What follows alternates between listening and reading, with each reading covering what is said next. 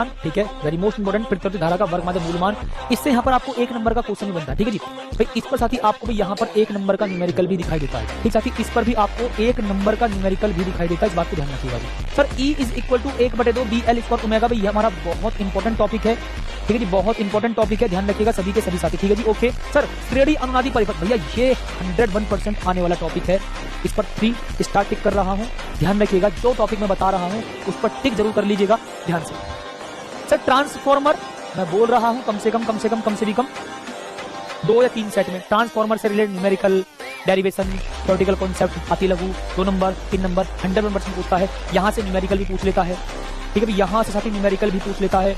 इस बात को साथी आप ध्यान से समझ लीजिएगा। ठीक है जी, ओके। अब आगे बढ़ेंगे। एलसीआर परिपथ, देखो प्रतिबाधा और कलांतर। एलसीआर परिपथ, प्रतिबाधा और कलांतर मैंने ब्रैकेट में भी लिख दिया है। इसका न्यूमेरिकल बहुत पेपर में आता है। एलसीआर परिपथ की प्रतिबाधा का व्यंजक प्राप्त कीजिए, एलसीआर परिपथ के लिए कलांतर का व्यंजक सिद्ध कीजिए, और इस पर आधारित न्यूमेरिकल भी पूछता है।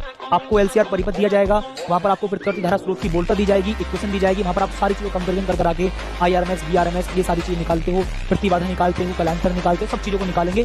तो यहां से साथ ही हमारा न्यूमेरिकल बनता है काफी बार, एक बार नहीं 2 बार नहीं, मैं 101% बोल रहा हूं। कम से कम साथी आपको 4 3 4 सेट में दिखाई देगा न्यूमेरिकल। ठीक है।